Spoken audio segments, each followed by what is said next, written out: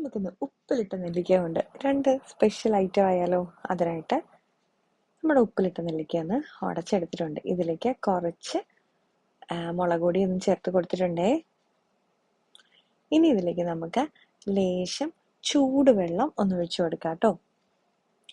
ആ മുളകിൻ്റെയൊക്കെ ഒരു പച്ച മണം മാറാൻ വേണ്ടിയിട്ടാണ് ചൂടുവെള്ളം ഒഴിച്ചു കൊടുത്തത്. ഇനി കുറച്ച് പച്ച വെളിച്ചെണ്ണ കൂടെ ഒഴിച്ചു കൊടുത്തിട്ട് നന്നായിട്ടൊന്ന് ഇളക്കി യോജിപ്പിച്ചെടുക്കാം.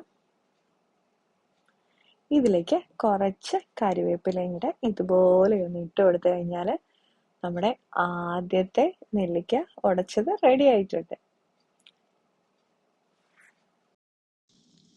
ഇനി മുളക് പൊടി ചേർക്കാതെ തയ്യാറാക്കിയാലോ. അതിനായിട്ടും നമ്മുടെ നെല്ലിക്ക ഒന്ന് ഉടച്ചെടുത്ത് ഇതിലേക്ക് കുറച്ച് തൈര്, ചെറിയുള്ളി, കുറച്ച് കാന്താരിയും കൂടെ ഒന്ന് ചേർത്ത് കൊടുക്കാം. ഇത് ചതച്ച് ചേർക്കണമെന്നുണ്ടെങ്കിൽ അങ്ങനെ ചേർക്കാം കേട്ടോ. എനിക്കിങ്ങനെ കഴിക്കാൻ ഇഷ്ടമായതുകൊണ്ടാണ് ഞാൻ അങ്ങനെ തന്നെ അരിച്ച് ചേർത്ത് കൊടുക്കുന്നത്. ഇത് സിമ്പിളായിട്ട് തയ്യാറാക്കാം. അപ്പോൾ ഇന്നത്തെ ഉപ്പിലിട്ട നെല്ലിക്ക കൊണ്ടുള്ള രണ്ട് സൂപ്പർ ഐറ്റം അല്ലേ. അപ്പം എല്ലാവർക്കും ഇഷ്ടപ്പെട്ടിട്ടുണ്ടെങ്കിൽ ഒന്ന് ട്രൈ ചെയ്ത് നോക്കണേ. അപ്പം ലൈക്ക് ചെയ്യാനും ഷെയർ ചെയ്യാനും കമൻറ്റ് ചെയ്യാനും സബ്സ്ക്രൈബ് സപ്പോർട്ട് ചെയ്യാനും മറക്കല്ലേ. വീണ്ടും അടുത്ത വീഡിയോയിൽ കാണാം കേട്ടോ.